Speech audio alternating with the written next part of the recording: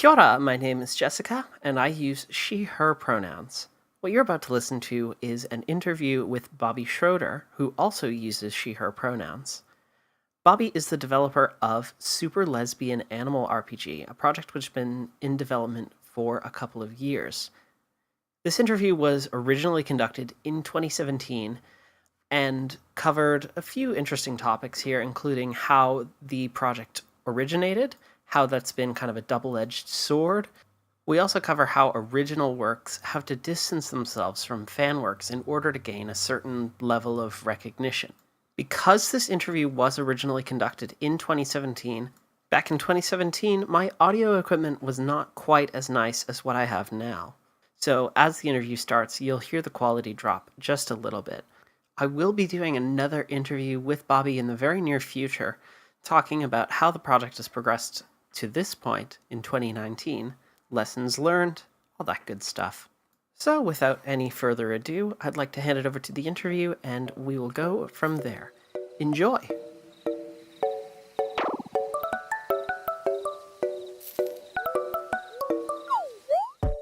Hello, and welcome to a very special interview with Bobby Schroeder, otherwise known as Ponett, the creator of Super Lesbian Animal RPG. Bobby, welcome to the show. Thank you very much. It's good to be here. So, I'm here to talk to you today about Super Lesbian Animal RPG and a little bit about its origins as well. Super Lesbian Animal RPG is a project you've been working on for a few years. Right. Can you tell me a little bit about the project, just to start us off? So Super Lesbian Animal RPG is an RPG Maker project I've been working on and off pretty inconsistently since 2013, beginning of. I released it under a different title in the end of 2013.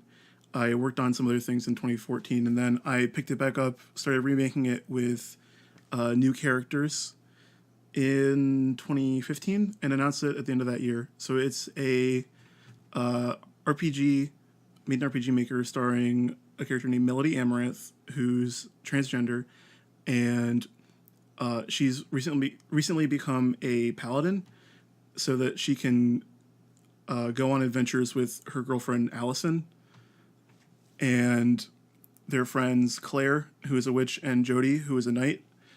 And obviously all of them are animals, hence the title. And they're all inexperienced adventurers that kind of get roped into a situation that's much, much beyond their scope of experience, and they just kind of have to figure out what to do from there. All right. Super Lesbian Animal RPG. You mentioned that it had this kind of original release, something of a first draft essentially, and that was Super Lesbian Horse RPG. Yes. And can you tell me a bit about that project? So it's interesting that you call it a first draft, because people are often kind of confused about what the remake is in relation to the original game, and I think that's a pretty good way to put it. It started out as a fan game using My Little Pony characters, because I was a big fan of the show. I still kind of am, but especially back in 2013, I was a big fan of the show, and so one day I was just like, man, I wanted to go to college for game design and whatnot, but that didn't really work out as I planned. So I'm like, I should just start making a game on my own. And RPG Maker was an easy enough tool to start learning with. So I just kind of started messing around, and within 2 days, the basics of the beginning of the game were down, and it just kind of evolved into this weird jokey mess that, as it went on, got less jokey and more sincere. And it was a very strange project in hindsight. So you basically what you're saying is that you learned to develop games kind of from scratch for this project, right? Yeah. What was that process like? What brought you to that point where you decided, oh, I really want to make a game about this, but I don't know anything about game dev. I guess I'll start here. What was that whole process like? I guess I kind of just learned about it as I went. it helps that I have this massive crutch with RPG Maker because I don't have to do a lot of coding per se. I can do like scripting for events and cutscenes and kind of set things up to run the way I want, but I don't have to go into the engine and render how it arranges tiles and stuff like that. Right. So I've kind of picked up through osmosis. I think I've mostly been learning about the design level of things and like how to structure things and pace things and just like storytelling principles for games rather than the programming side of things through this, which has been a pretty good experience. I just kind of pick up things mostly through like if I'll have some problem with something, I just Google it or like there's YouTube resources for everything and especially lots of like critiques of existing games on YouTube from people like Errant Signal or like Matthew Matosis or what have you, Game Maker's Toolkit, and more recently, you can just watch these videos and like see what they have to say about games that are already out there, and you'll learn so much about design principles and like do's and don'ts. Super Lesbian Horse RPG being a like fan project, especially for something like My Little Pony. Did you feel like you or your audience kind of took that any less seriously, just like on the basis that it's a fan project? Yeah, a little bit. I mean, it's kind of like this double-edged sword because when you're doing something with established characters, you can, first of all, like people are already familiar with the characters, so you don't really have to waste time introducing them. You can just go. And also, you can show people this game and be like, hey, you guys like these characters. Here's this game with these characters that you like in it. But then you aren't really going to get new fans based on that too much. Like, nobody who didn't already like My Little Pony is probably going to give a game about Fluttershy and Rainbow Dash being gay and going on an adventure second chance.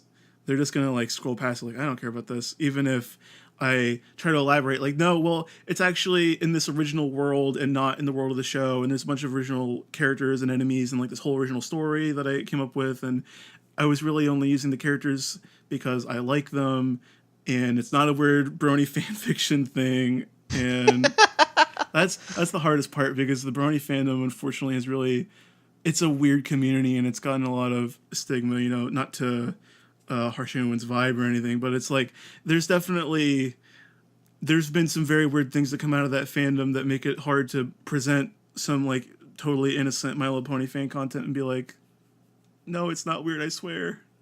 Yeah, I know firsthand. I was in the shit. I was there. It was like the whole evolution of that fandom was just, it was completely whack.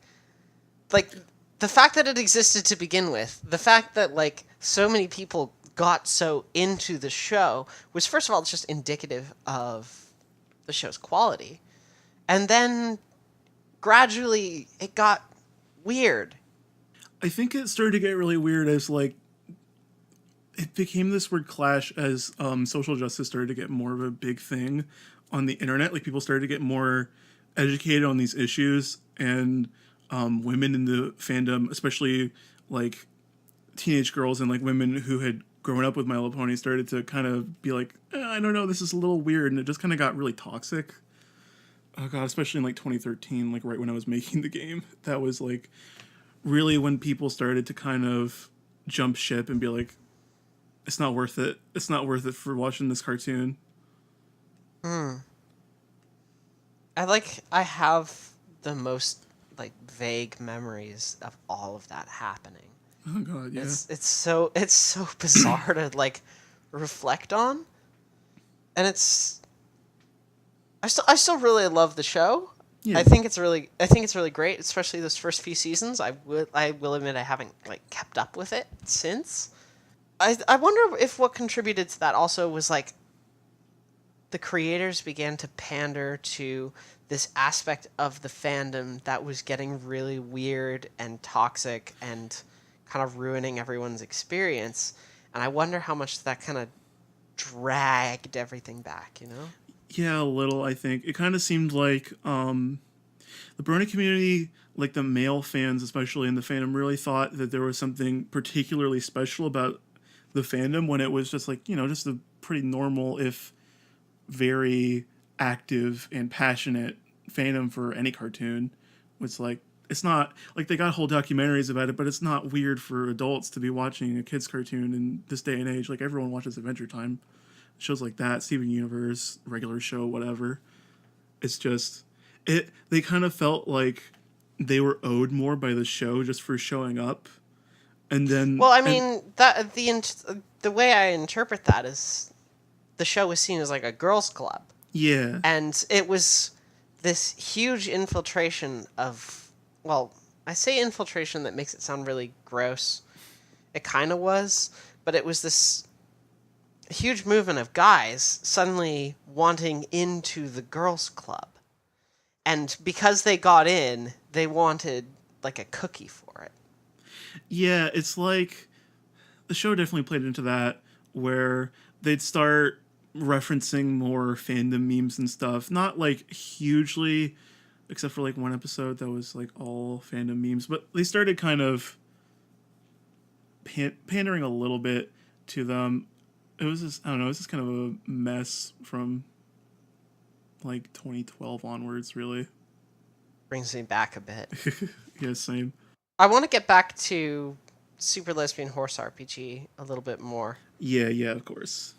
The way I kind of understand it, stuff like this, like the process of taking like Super Lesbian Horse RPG and bringing it into its own original thing, like Super Lesbian Animal RPG, it's a pretty rare thing to happen in like any media. And the most famous example I can think of this is 50 Shades of Grey, which infamously or famously, depending on how you want to look at that, it started out as fan fiction for Twilight. And whenever I've told that story, or whenever I've heard it told, it's always been this like really, really negative thing. So what I want to know is, can you talk about a little bit of what motivated you to actually like go through the process? What made you arrive at that point where you wanted to take Super Lesbian Horse RPG and turn it into something original? What brought you there and why? So, like, immediately after I finished Super Lesbian Horse RPG, which I finished on Christmas 2013, which was my birthday, and was a very bad decision because I spent my entire birthday frantically trying to fix bugs that people found in the game. I finished the game, and I immediately started working on my next project. That as soon as I had the idea for it and like one piece of concept art, I'm like, guys, I'm making this new game. And this was Andromi, right? Just to be right. Clear? That's a game I still want to make, but it's kind of on the back burner right now. So I announced that, and I'm like, all right, now I'm like a real game developer, and I just kind of I realized that I wanted to reincorporate a few things from Super Lesbian Horse RPG into future projects, or at least to be able to do that. But I realized that the game was kind of getting lost to the sands of time in a way, because, well, partially because of legal issues with Hasbro, because I didn't think it would be a problem, but after the game came out, they started to remove uploads of the game to like Mediafire and whatever. And I didn't really think it would be that big of an issue because they'd only done that with like really big games that got coverage and like Game Informer and looked super professional and looked exactly like the show. The one by Main 6, right? That Yeah. was Fighting is Magic, which then eventually also became its own original thing, and with the backing of Lauren Faust, the original creator of the show, no less.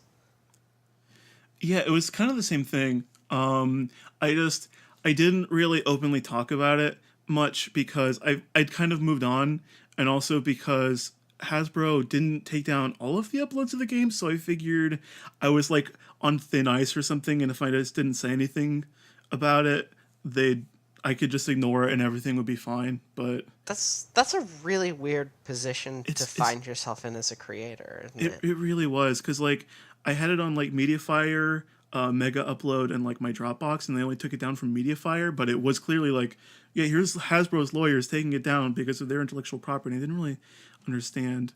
But also it was like, I wanted to be able to use these characters again, and I wanted people to know where they were from, but I couldn't really distribute the original game because of legal issues, and also I kind of realized that, like, for better or worse, it did look weird having my first game be like a My Little Pony shipping fan fiction in RPG Maker form, and like I'm still super proud of that product, but it's like part of me knew that people would be able to enjoy the story, and I would be more proud of it if it was something original, and like I'd be able to do more with it, and even if I had like new protagonists, then potentially if people liked the game, I could do more with them and tell more stories with them. And I guess it was really originally just for myself to kind of like just to reclaim the original game and make it more my story instead of being like something that used someone else's characters and that made it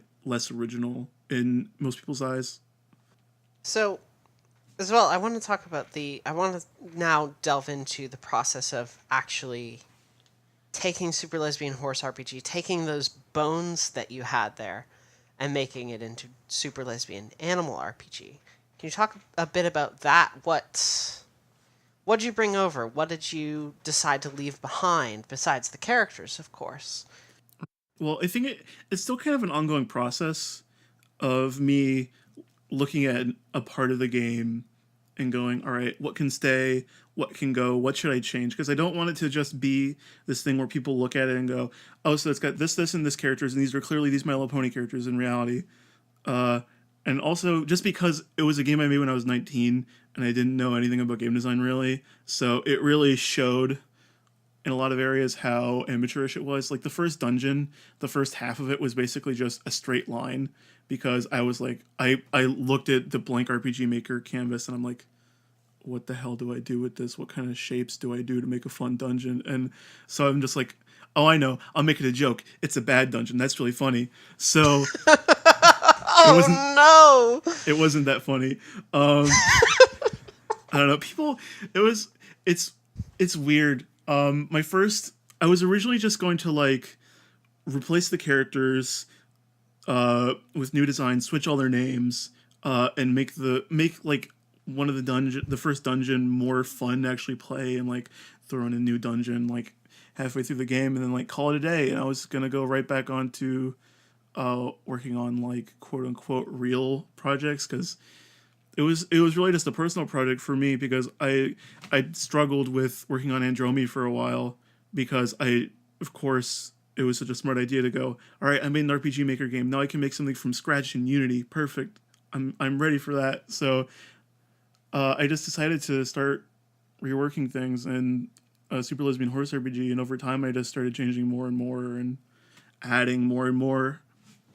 I guess it really started with the characters, and I started to think more about like, okay, these are my characters now, so I can like push their personalities in a direction that I want, instead of having to cling to the original canon of My Little Pony, because it's a completely different thing now.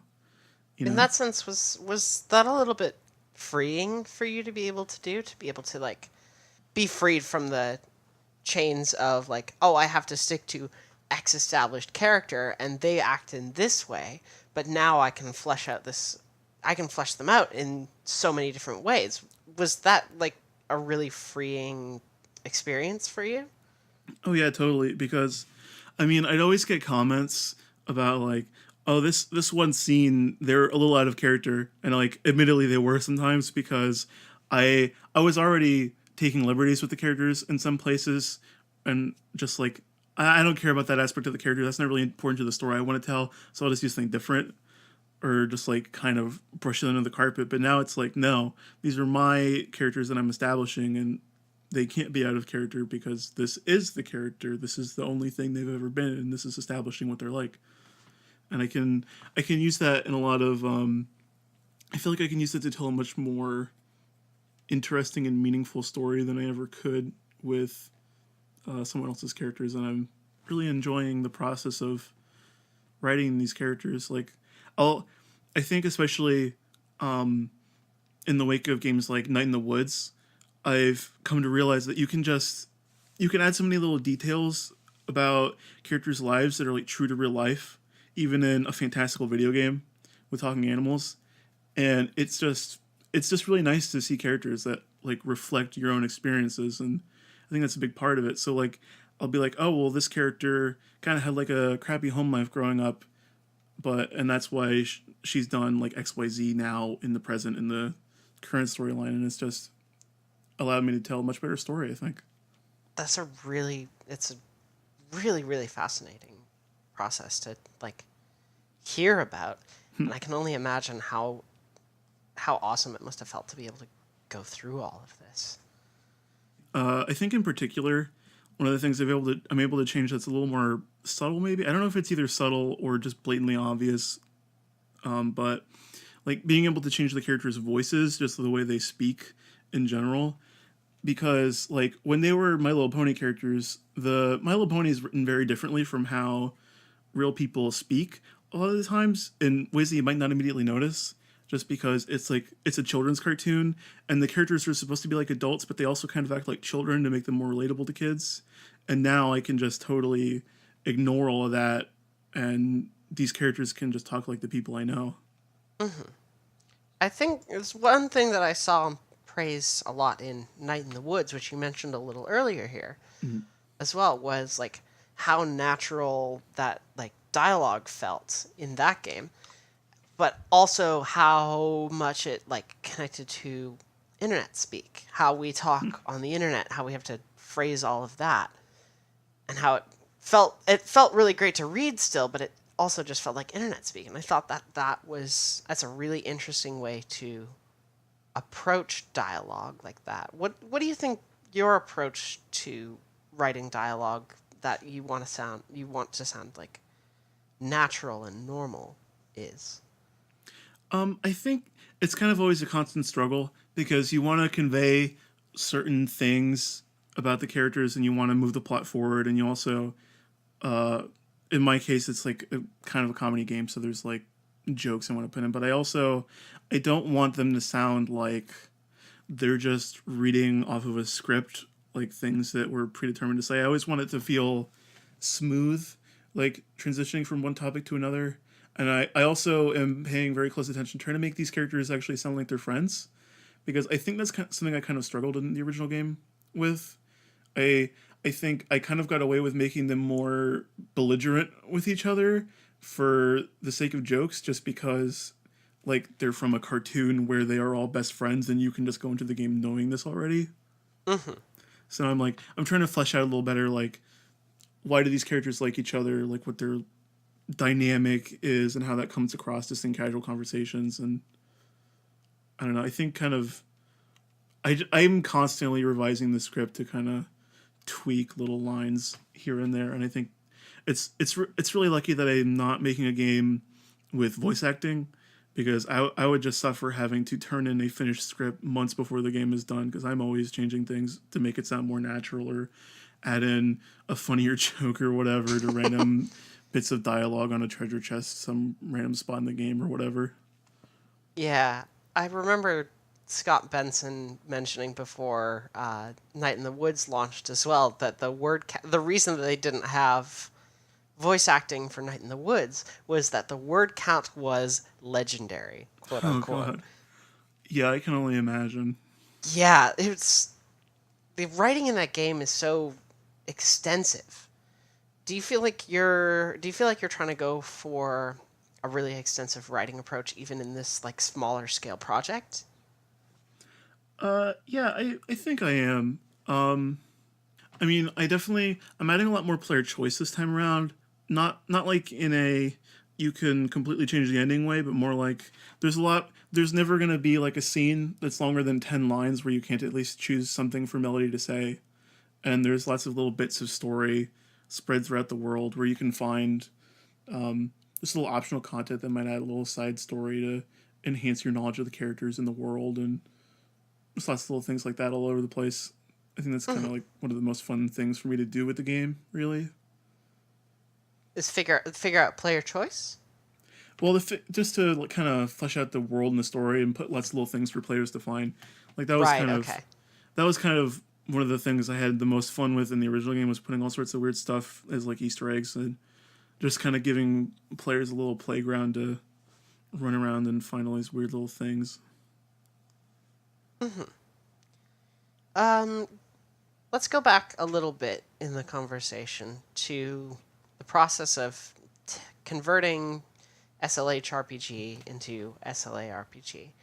And I mentioned earlier that like 50 Shades of Grey example, Right. and that being like the most well-known example of fan fiction being turned into something completely original. And I kind of wonder if there's a reason that more prolific fan work creators don't go through this process a lot. Like, a lot of fan fiction just kind of stays as fan fiction. Do you think that there's a reason for it? I think it's something you're going to see more and more now that it's like easier to put out content in the age of the internet. Like, people are making way more games than they ever were in the past. People are putting all sorts of shows up on YouTube, and all sorts of webcomics and all these things. And I think a lot of the times people would like just kind of make something new in the spirit of the fan works that they'd made before. But now more people who do fan works to start out, which is like, I think of extremely common thing these days, where you start out, you build an audience in a fan community, and then you go branch out into your own thing. You're just going to see more of that happening. Like, a recent example that I found out about was the game Freedom Planet actually started out as a Sonic fan game, which might seem a little obvious just because of the gameplay there, but it literally was like a game with Sonic characters and everything, and then they just built it out into an original IP with new characters, and I think that really paid off for them. Something like the Sonic the Hedgehog 4 that we all deserved, but never got. Do you think that there's a stigma associated with the process of like turning fan work into original work? Because again, with that 50 Shades of Grey example, I mentioned that whenever I've told that story, it's always something to have like a chuckle at. Like, oh, look how bad this thing is. It used to be fan fiction. Yeah. Like, I mean, it seems to me like there's a stigma, but I also want to hear from the perspective of a creator what your take on that is. I mean, there definitely is a stigma associated with fan fiction. I guess just because it's mostly made by like teenagers, and literally anyone can write a fanfic and put it up, and it doesn't have to be any good, and no one has to proofread it, and it can just be there, and thousands or millions of people can go read it. So like, I guess it's just, I don't know, there's just kind of a stigma associated with fan fiction in general, and I feel like knowing that something originated as fan fiction kind of has this connotation of it being really self-gratifying, maybe, in nature. But also I think with the example of 50 Shades, that's just, people don't really like Twilight to begin with in general, so I think anything based off of Twilight is also going to carry that stigma. Do you fear that your game, which is based off of a My Little Pony fan project, might also carry a little bit of that stigma with it? Because, as you mentioned earlier, like, the MLP fandom has this reputation for making weird, really out there, and definitely sometimes gross shit. Oh yeah. So, do you feel like SLARPG ends up carrying that stigma with it? Or do you feel like you've, over the course of just developing out everything that SLARPG is, do you feel like you've freed it enough from that stigma that you'll be able to escape? I think anyone who actually looks at the project and like gives it a chance can tell how sincere it is and how much effort I'm actually putting into it. But I mean, I guess I kind of flip-flop back and forth based on my moods, like how much I want to let people know that it's based on a My Little Pony fan game, or like it's a remade version of a My Little Pony fan game I made when I was a teenager. Because like sometimes I'm like, yeah, I did that because I thought it would be a fun thing to do, and the show meant a lot to me personally, and I like the characters, and I thought, oh, I could do this with them. But it's largely this original thing, and it's, I'm like freeing it from the shackles of being a My Little Pony fan game. And other days I'm like, people might just kind of think that's weird and not give the game a chance based on that. But I mean, also for me, there's the other factor there of the game already exists in an inferior form out there, so that people can just go on YouTube and find a full Let's Play of the game and see a worse version of the story and have like major plot points that some of which haven't been changed just spoiled for them. So a lot of times I'll like kind of skirt around the issue of name dropping the original game just so people don't go spoil themselves to that. I've definitely noticed that in the process of like seeing you develop SLARPG, that there's been this distancing of yourself a little bit from SLHRPG, and it's only a little bit. You still are you still talk about it on occasion, but I've definitely noticed it. Yeah, I think part of it is also like just like you'll look at a project like Them's Fighting Herds and they never ever ever acknowledge that it started as a My Little Pony fan game. And I think that's just out of like being extra super careful that Hasbro doesn't come down on them again. And I'm kind of wondering like, do I have to worry about that myself? So sometimes I'm like, just don't worry about it. There was a game this game existed in 2013 and it wasn't as good. Now I'm remaking it. Just look at the new one. Don't worry about it. That's fair enough. How much of the, like, you mentioned a few plot points and stuff haven't changed from SLH RPG going into SLA RPG. How much of that DNA is still there? Like, if someone were to go look at like a Let's Play of SLH RPG, like you mentioned, how much would they be spoiling for themselves, mechanically or narratively? It's hard to say exactly how much has changed, but it's definitely still recognizable. Like, I think people who loved the original game will go in and definitely still recognize all the things they loved about it in the new one. It's kind of a interesting thing to me because you'll always see remake projects of like the classics and people will talk about preserving them and not changing too much. Like they'll come out with the HD version of Wind Waker and people will debate like, oh, did they really need to add the bloom and all these little changes to every little thing? So like, just I think I can get away with changing more because it was an amateur project, and also just because I think I know what I want to do with it a lot better now. But I don't know. It'll be interesting to see fans of the original respond to it. But it's definitely still there. Like a lot of pretty much all the story wasn't really tied explicitly to it being My Little Pony characters. They were just like, they were just kind of like character archetypes for me to work with. Like you've got this shy, like anxious girl who kind of overcomes her anxiety over the course of the story in some ways, and the more adventurous girl and the girl who's got all the magical knowledge and et cetera, et cetera. So it's like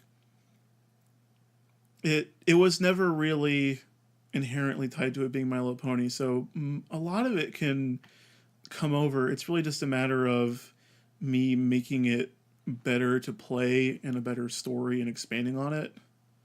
Like I've told people I don't think I'm removing that much. I'm just adding on to it. Like you'll see, you can go through the forest area and you can recognize all the old level geometry there for the most part, but then there's just more areas to explore there. I think the gameplay is probably the one area that's changing the most because I really did not have much of an idea what I was doing. And I'm trying to make it a lot more actually fun to play this time, making the encounters more satisfying, making it a little less grindy. I mean, that seems like pretty important stuff. Oh yeah, definitely. Speaking of gameplay and stuff like that, because now I want to shift away from talking about SLH RPG because it's very much in the past, and I did want to explore that process of, turning it from a fan project into something original. Now I want to look to the future. I want to look towards SLARPG, which is coming out this year, right? I am Hopefully. certainly aiming for it to come out this year. I mean, I would feel really bad if I didn't get it done by the end of the year. I gotta kind of pick up the pace with that, but hopefully, yeah.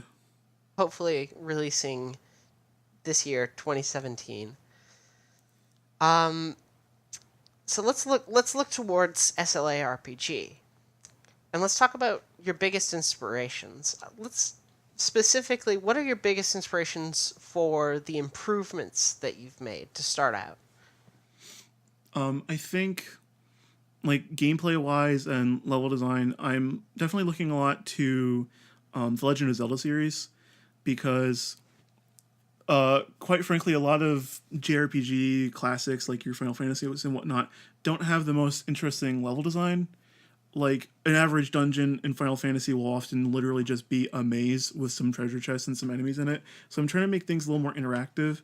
I'm trying to make it more like your Link to the Past and your Link's Awakening, where you go back and you get some kind of new ability, and that'll give you the tool to explore more of the world and find more of the secrets all around it.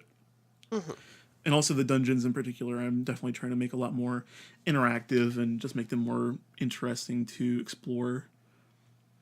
Can you also talk about your core inspirations, not just what's like inspiring the new stuff that you're putting into SLARPG, but what was the like base inspiration for everything that you're doing?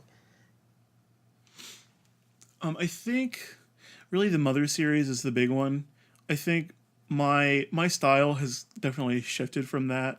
I think the original game was more obviously inspired by Mother in some ways, maybe, but it's definitely there just as this kind of oddball RPG where there's like all these bizarre enemies and there's lots of goofy NPCs to find all around, but also like a sincere, if still kind of strange story to kind of guide everything along. Do you ever worry about taking your inspiration too far? Like you mentioned that it was like very obvious that SLH RPG was influenced by the Mother series. Do you feel like there's a too far when it comes to like taking from your inspiration, or do you feel like there's maybe never enough that you can grab from all the inspirations and bring it in together to make this one thing? It's a difficult question. I've struggled with how to word it because I don't want it to like sound direct. I don't want it to sound like I'm accusing you of just like stealing inspiration from everywhere. Oh God, that's not what I want to convey here. I want to get a sense of like, do you feel like there's a too far?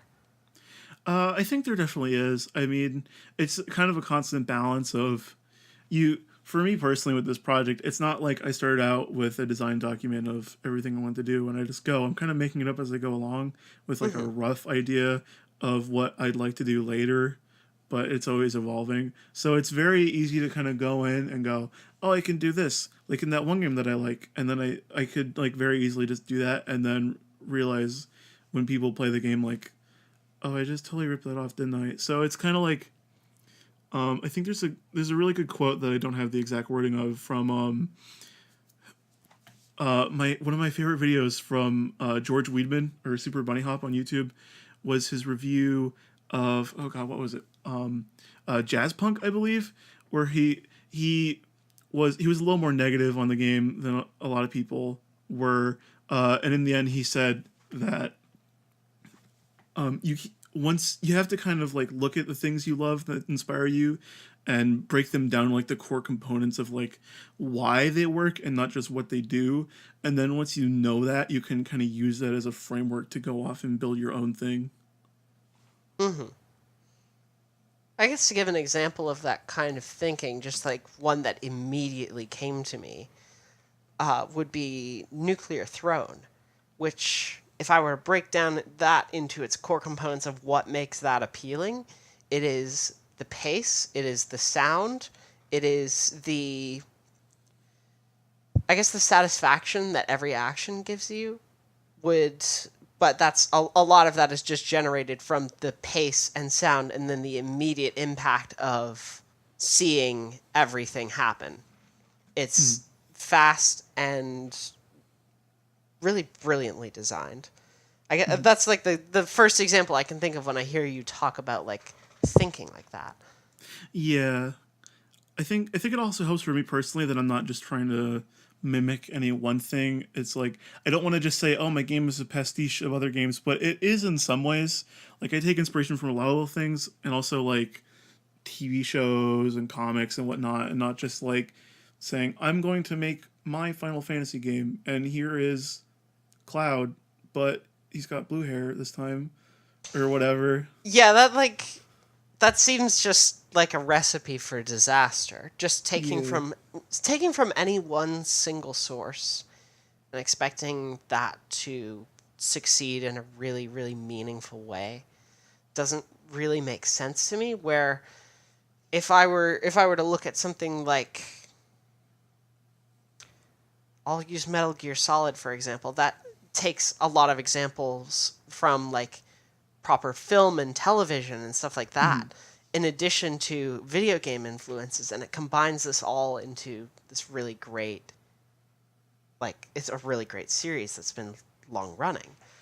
I haven't played too much Metal Gear Solid, but its influences are quite clear. No, definitely. Yeah, I kind of hope that I'm not inherently trying to mimic any one game, but I hope that kind of taking elements I like from a lot of different things that inspire me, like the dungeon design, kind of pacing and structure and puzzle solving from the 2D Zeldas, and like the sense of humor from kind of like, I might list point and click adventure games as an inspiration, just because I have a protagonist who talks, and like there's all these little things where you can just inspect a random object in Melody's house or whatever, and you'll get some weird little observation from her. And also like visual elements from a lot of different things. Like I think the Kirby series is a big inspiration for me, with the use of lots of colorful patterns and kind of abstract shapes rather than trying to make everything look particularly realistic, and all sorts of little elements like that. I hope it comes together into a nice package overall with like my original story on top of it. On that kind of note, in your press kit that you have for SLARPG, you mentioned that, quote, SLARPG has been a labor of love and is designed through and through to be the game I've always wanted to play, but no one else has made yet. Can you elaborate on exactly what you mean by that? I mean, it's definitely, I think the story is a big part of it. I don't want to undersell any one element of the game, but the story is definitely clearly the main focus of it. I mean, a lot of it definitely comes down to like representation issues, because I've never really played a game with a trans protagonist, and there aren't a lot of games about gay relationships and that sort of thing. And I really, like, that's kind of part of the reason why I made Super Lesbian Horse RPG to begin with, and why I was so enamored with like My Little Pony shipping content at that point in my life, because like there just wasn't a lot of media like that out there, so people were making it themselves, and it like really spoke to me to see those kind of stories just being told anywhere. I just want to see those stories told more in general.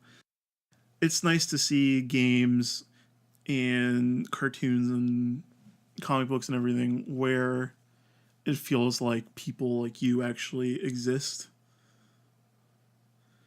Like it was pretty unheard of to have gay relationships in cartoons just a few years ago, and now we've got shows like Steven Universe and The Legend of Korra and everything that are just doing that on television. I think it's really nice to have stories like that, and I think I'd like to see more of that in video games, but people are it's just kind of taking a while to get to that point, partially because of the environment of gaming culture right now, I guess, but also just because there there aren't that many people like us in the industry right now.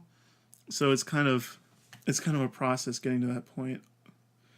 It's been really interesting to see the amount of like trans creators who have been like popping up among the gaming community recently. It's been really, really great to see all of that.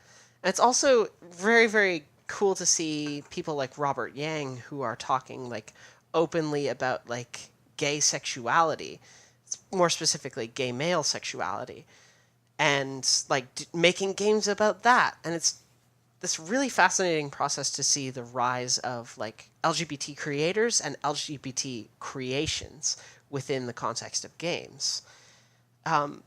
It's also quite interesting to think about Nier Automata and Nier specifically as well, because I'm thinking back to some quotes that I've seen from Yoko Taro, who talks about just like, oh yeah, there's like an intersex character in Nier because people like this exist. Yeah. I think that's a really, really great rise to see, and I hope we see that continue. Um, I want to ask you on that note about something as well.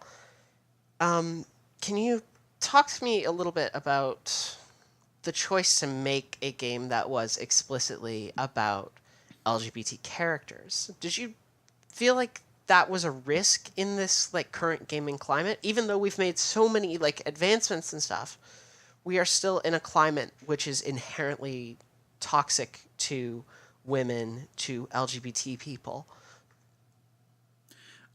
Yeah, I mean, I it's definitely a little scary to put out a game like this, even when it's just a small RPG Maker project that I'm going to put out on itch.io for less than $10. It's like there's definitely people who will just see that and go, "Oh, well, you're pandering. That means I have to send you death threats." So like, it's a scary environment, but I don't think it was ever really a conscious choice to make the game be about that, because just because I am trans and bisexual, like that, it was never going to be a game about anything else. I would never really, like, this just kind of my default mode of writing. People, it's always funny seeing the reaction, because people are always like, "Oh, this is a game about animal characters who are gay." That's like, whoa, I'm on the weird part of YouTube now. Oh, I gotta log off. This is really bizarre. What were you smoking to come up with that? And I'm like, that's just like the most normal concept in the world to me. Yeah, It's like even within like furry culture specifically, we like see a lot of like there's a fair deal of LGBT positivity. There's obviously like a lot of bad seeds, but within the context of like furry fandom, we still see like a lot of inherent LGBT like positivity. We see perhaps a lot of that in the circles that we both run in, yeah, respectively. Just like being with our friends and being with ourselves as well, and existing and wanting to see stories like this told. yeah. I mean, I think it might seem like kind of an out there concept to people, but I think almost all the people I know who I'm like friends with on the internet are like, "Oh, a game where you can play as a transgender bisexual fox girl. That's perfect. That's exactly what I've always wanted." And like, a really good example is the game Gone Home, which I played not too long after it came out, and it really spoke to me just to hear a character in a video game say that, like, she tried coming out to her parents, and they were like, they weren't like disowning her, but they're like, "Well, you think you're that way, but it might just be a phase, honey." And like that was an experience I lived through myself, and like, no shade to my mother, I love her, but Yeah, that's the fucking realest feeling in the goddamn world right now. oh god, yeah, I'm like, I'm in that like headspace again, just hearing you talk about it. yeah, like it's such a powerful thing just to have characters in any medium, but I feel like games especially, because of the way they're interactive and you're kind of existing as another person for a while you play them, just to hear characters kind of acknowledge that the stuff you've been through in your life is something that other people have gone through, and they came out the other side okay. Mm-hmm. It's really important that stuff like this exists. So I'm really glad that you are taking the steps to make that happen. Thank you. I mean, I don't want to toot my own horn so much and act like it's the most revolutionary game I've ever made. I'm sure there's other indie games out there about trans people that I just haven't played, because there's like thousands of games being released on Steam these days, and it's like a flood of content, and there's tons of good stuff out there that I've just never heard of. But like, I just hope in some small way some people can play the game and they can relate to my characters, and they can have a fun time, they can laugh at the jokes, and they can come out the other side feeling a little better about themselves, maybe, or at least knowing that there's other people like them out there. So, with SLARPG as well, what do you think is the most important thing you are trying to accomplish with SLARPG? This is a really tough question, so please feel free to take time to think about it. No, yeah, these aren't the What do you think is the most important thing that you are trying to accomplish, or at the least a few important things, whether they're like the most or just like little things that you feel are really important to nail down? What's important to you about this game, and why you're making it? I think one of the smaller aspects that I'm happy with is the fact that I'm telling a story about a relationship that isn't just like a lot of the times in video games, romance will be, there's a character that you can pursue a romantic relationship with, you give them gifts, and then that unlocks the kiss scene, and then that's the end of the story, happy ending, the end, it's over, go home. And like, I enjoy telling stories where the characters are they're already in a relationship, and they're kind of figuring out how to keep going with their lives, like, and continue being in that relationship, and not just treating getting to the relationship as like a victory state for the game. Mm-hmm. Do you think games like Stardew Valley and Harvest Moon have a particular problem with that? Because I look at the design of stuff like that, and I think that's a little whack. It's a little. I mean, I'll give them credit that like.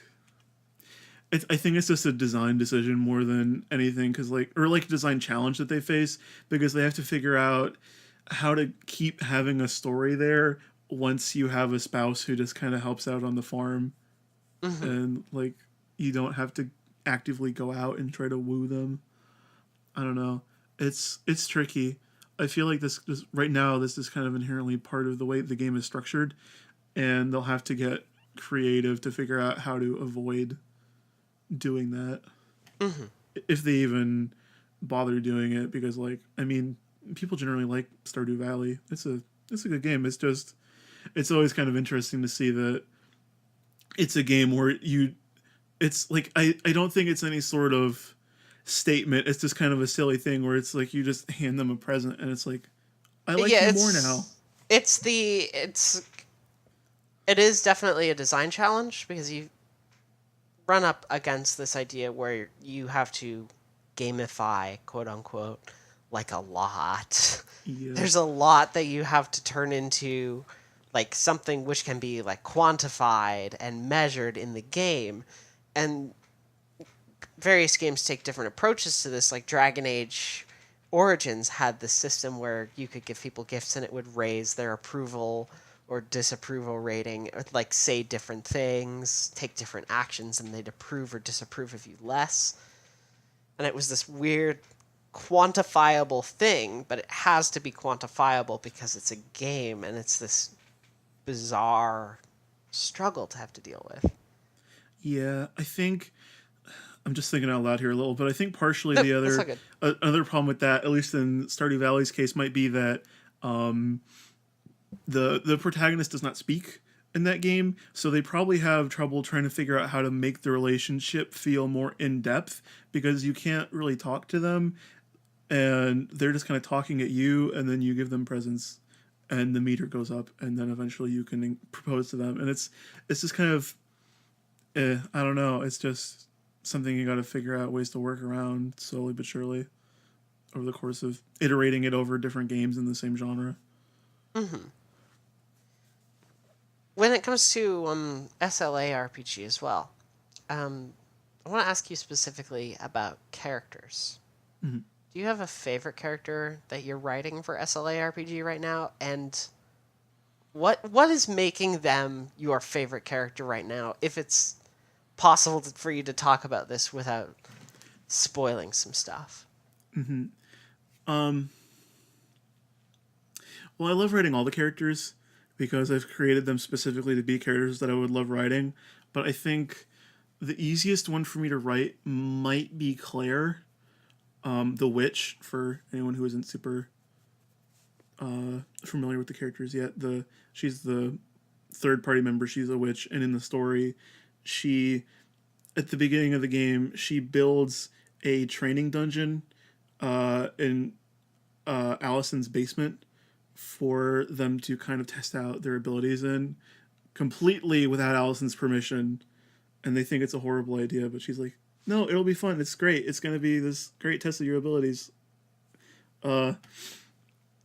It's fun to write her because she's kind of a wild card, and she's extremely irresponsible about magic, and she's never really run into a mess that she hasn't been able to get out of with her magic. So her big goal in life is to become a like famous successful witch. So she'll do like anything to get there, as long as it's not like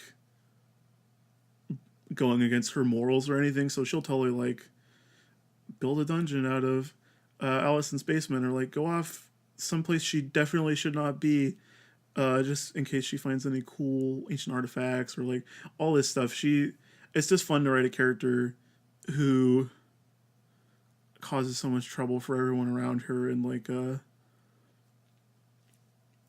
funny way, and not like a, oh god, we really hate Claire and she's making our lives miserable constantly way. Small inconveniences, but always stuff that you can like look back on and laugh at, basically, right? Yeah. I also like writing Allison, the second main character of the game, who's Melody's girlfriend. She honestly, I could just write her rambling about some random nonsense and for like sentences and sentences, and it would just be fun for me. And I'm constantly finding myself like kind of having to fight that, to not make random bits of dialogue on random objects or like with random NPCs way too long with Allison, because she loves the sound of her own voice sometimes.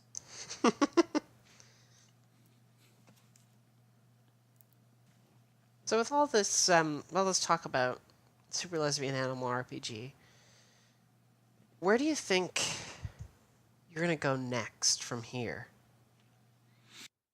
Where do you see yourself as a creator? Do you want to like continue working on some smaller scale stuff like SLARPG, or do you see yourself moving on to perhaps some bigger things after this? I mean, it's hard to say. You know, Super Lesbian Animal RPG and the original game were supposed to be very, very small projects that I was just doing for fun as kind of a learning process. And they inevitably became much, much larger as people showed more interest in them and I got more ideas for them. So I think I'd like to do some smaller projects. I think I'd like to learn other engines like Game Maker, so I can make games that aren't structured like this, and like RPGs or like games where you walk around on a top-down environment and inspect things or whatever. But yeah, I mean, there's a lot of possibilities. I have the game Andromi that I announced extremely prematurely that I like to make in some form, because even though it was larger than I probably should have committed to making a game at that point, I still have a lot of ideas and characters that are interesting there that I want to work with as like a sci-fi futuristic adventure game. But also I feel like a lot of at least some of the themes that I wanted to work with and Andromi have kind of wormed their way back into Super Lesbian Animal RPG just naturally. So I'm not really entirely sure what I'm going to do with that next. I'd also definitely like to do more with these characters in the future if people are interested in that.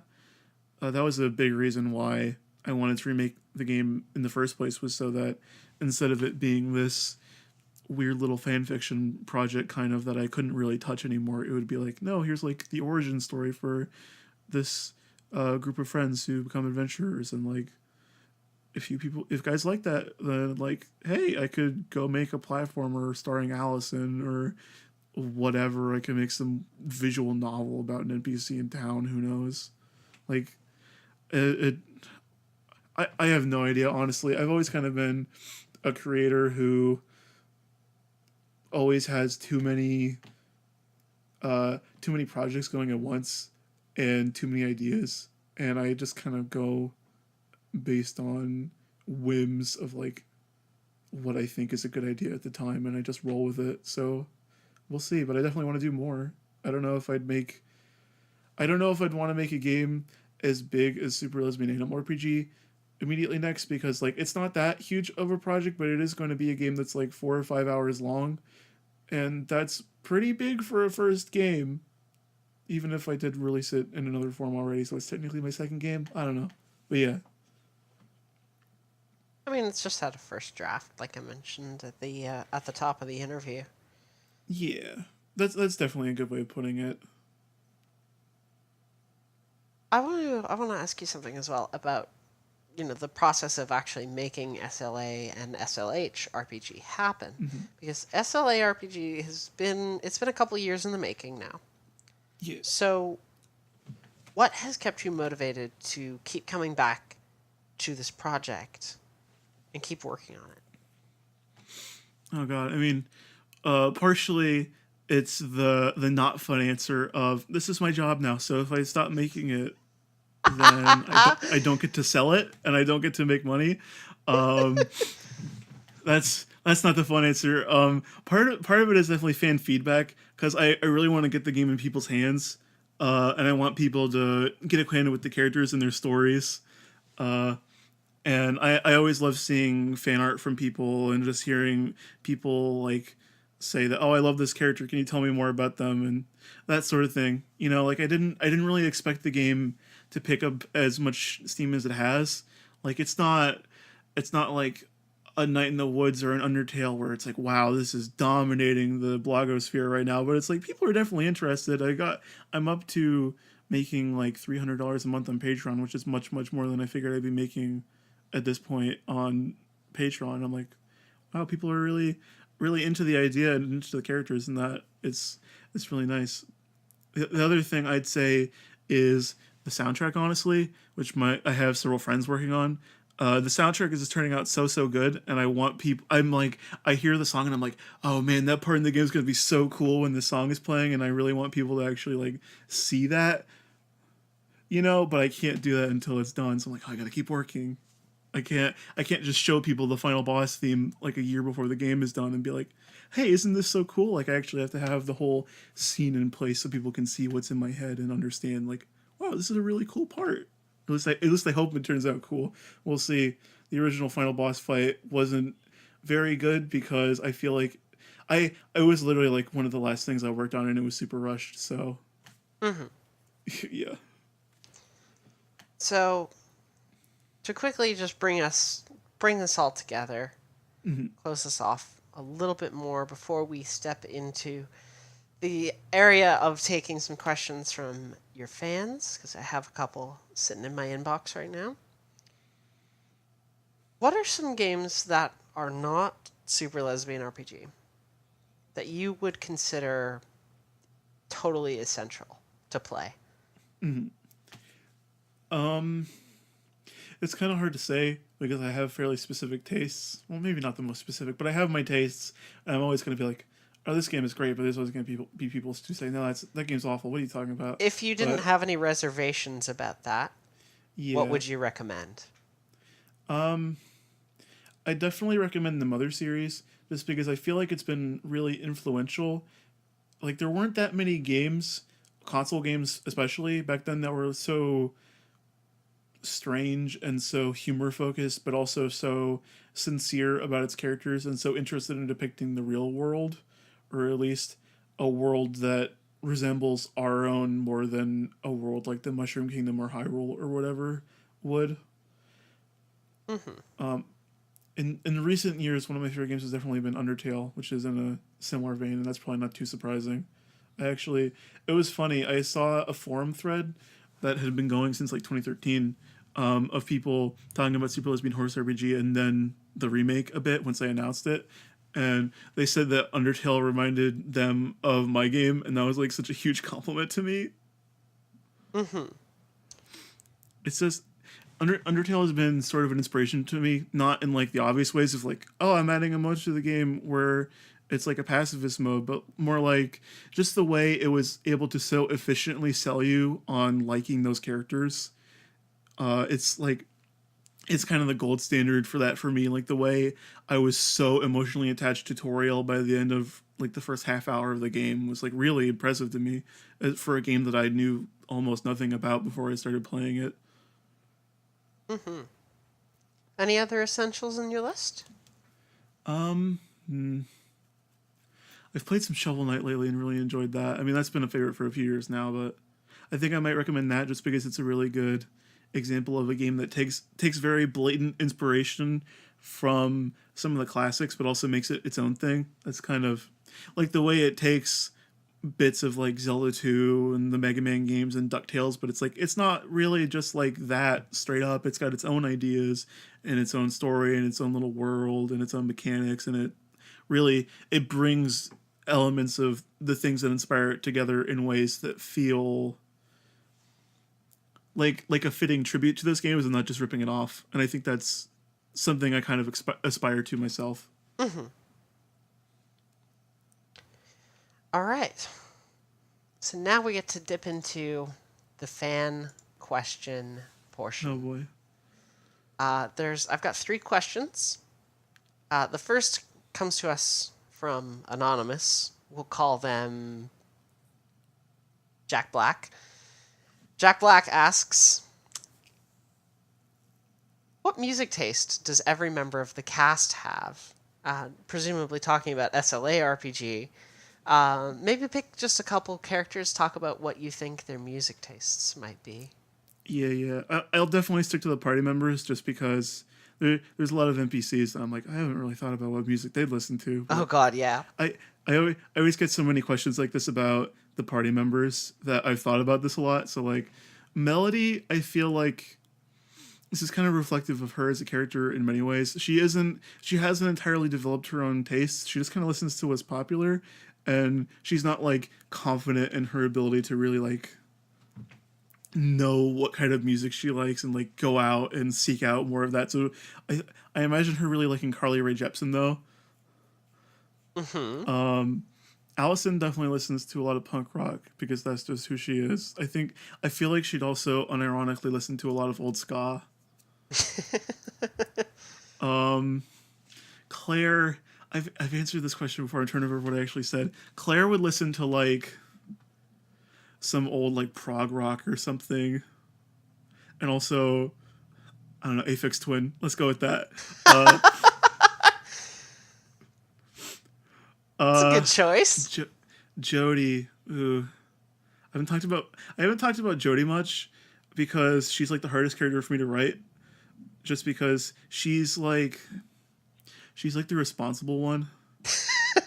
Yeah, that is. Let me tell you, that is an experience which is entirely unrelatable to me.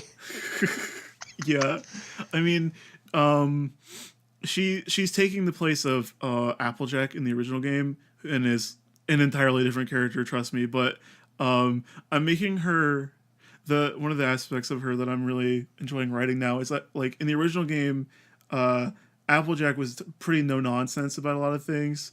And in this game, Jody is like totally unfazed by the things Claire does and like the trouble she causes for everyone.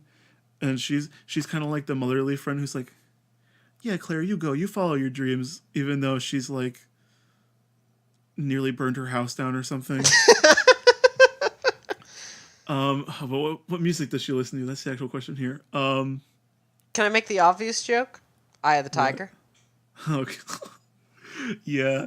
Um, I don't know. Jody just listens to general rock music, what's ever on the top 40. I don't know. I have to think about that more. Top 40 is like all EDM now. Well, like top 40, like there's like a rock Top specific 40 from like the Billboard chart. 1990s, maybe? Yeah. She just listens to Nirvana constantly. There we go. Perfect.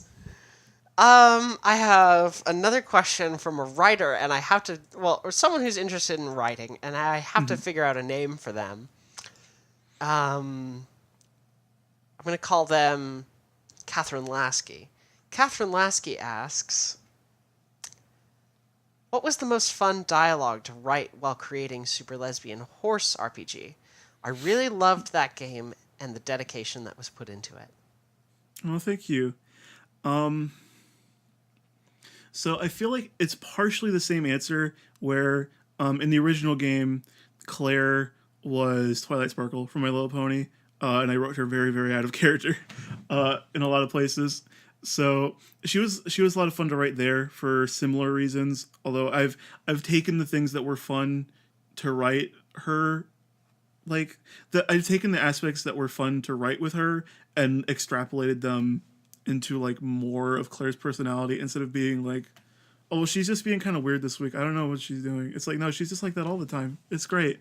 I also really enjoyed writing the villain once I got more of an idea of what he's like, and I haven't name dropped him, but I'm spoilers, so I'm not really I'm not specifying details about him because that's all stuff that you'll just have to play the game to see. But I always enjoy doing kind of mischievous villains and like villains who will do the weirdest things to try to get the protagonists, and it's really fun. Like any game where, like, I think the Paper Mario series does a lot with that, where like there will be like a weird game show segment, like, okay, sure, let's do that now.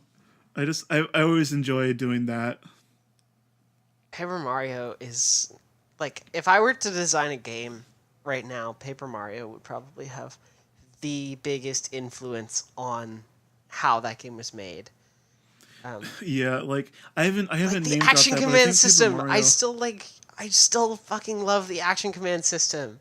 It's so good. Oh God, yeah. Sorry. I almost wish I could do something more like that in RPG Maker, but I'm kind of working with the tools I have to try to make it more interesting. Like I'm kind of inspired by Dungeons and Dragons, even though it's like a goal that RPGs have been trying to live up to tabletop games for the entirety of computer RPGs existing, and it's never going to happen. My dude, I'm looking at a poster for the Dungeons and Dragons Icewind Dale video game right on my wall right now.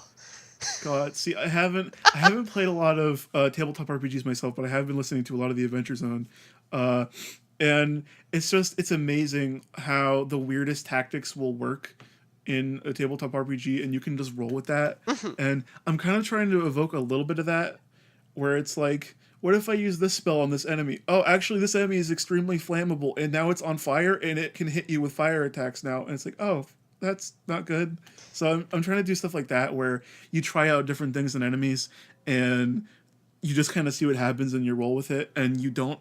I'm trying not to overuse any one enemy too much, because I feel like that fun goes away if you're fighting the same enemy 20 times. So I'm trying to make it like there's less fights, but they're all harder and a little more reactive to the weird things you can try to do on them to make it more fun. But yeah, Paper Mario is definitely a big influence on my writing, and I think that's honestly why I'd say people compared people as in like 3 people on a forum compared Undertale to Super Lesbian Horse RPG, because I think we both just love Paper Mario so much and the jokes in that game, and like that's exactly what we're going for.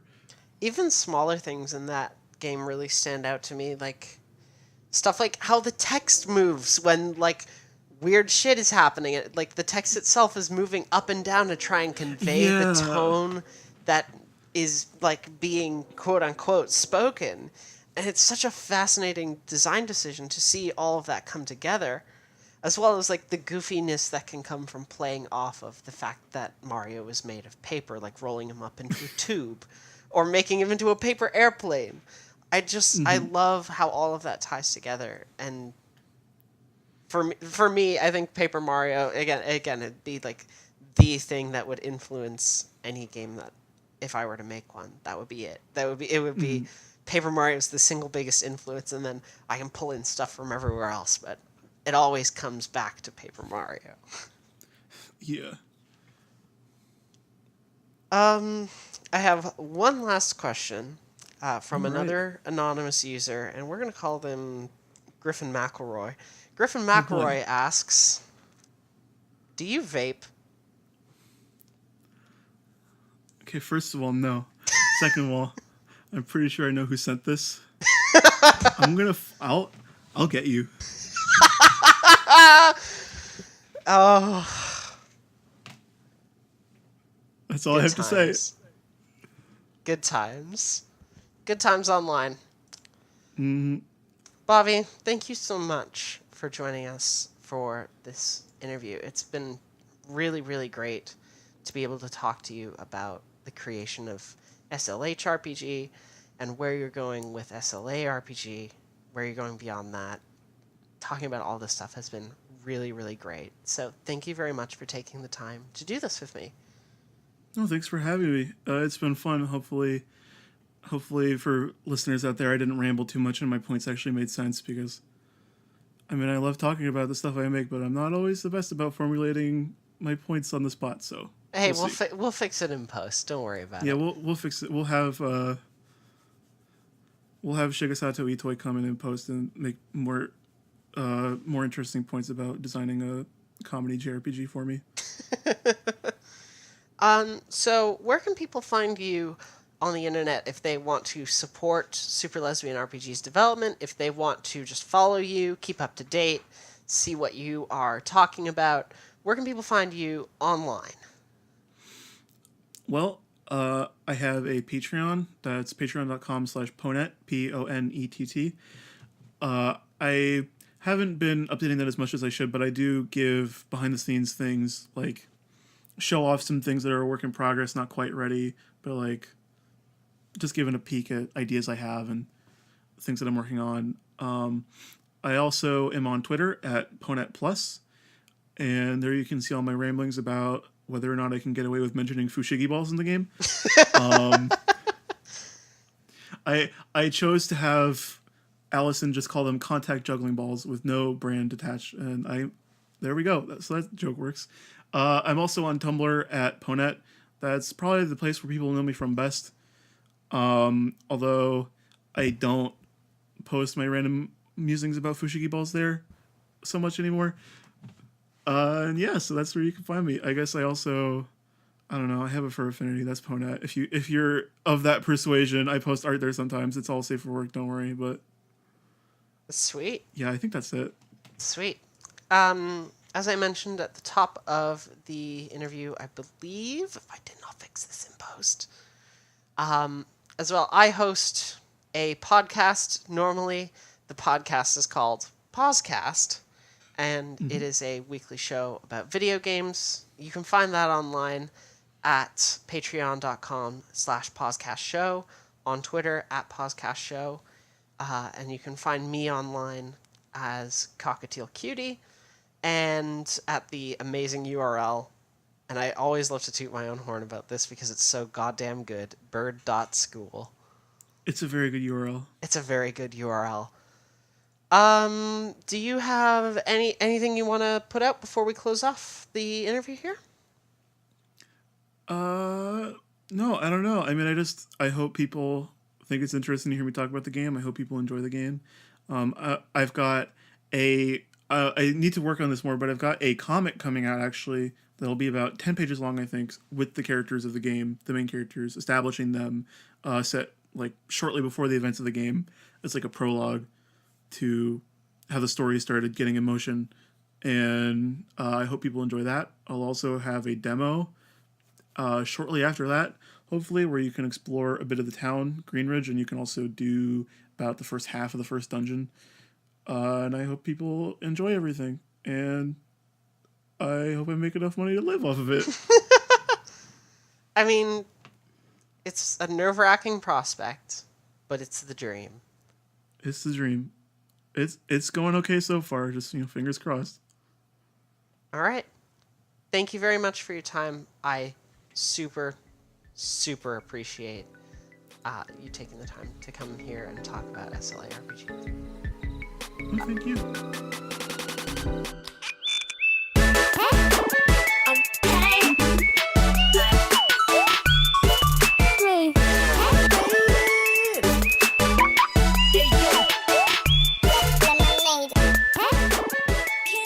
Thank you very much for listening to this interview between myself and Bobby Schroeder, the creator of Super Lesbian Animal RPG.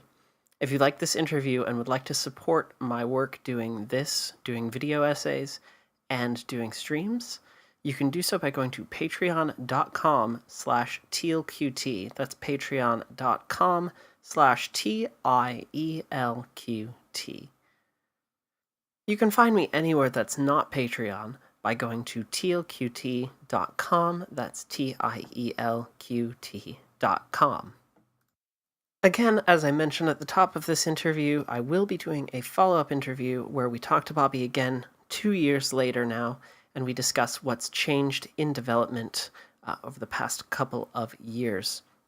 Thank you very much for listening to this interview. Again, I hope you have found it really insightful and interesting, and I hope that you are interested in the follow-up interview coming out within the next couple of weeks.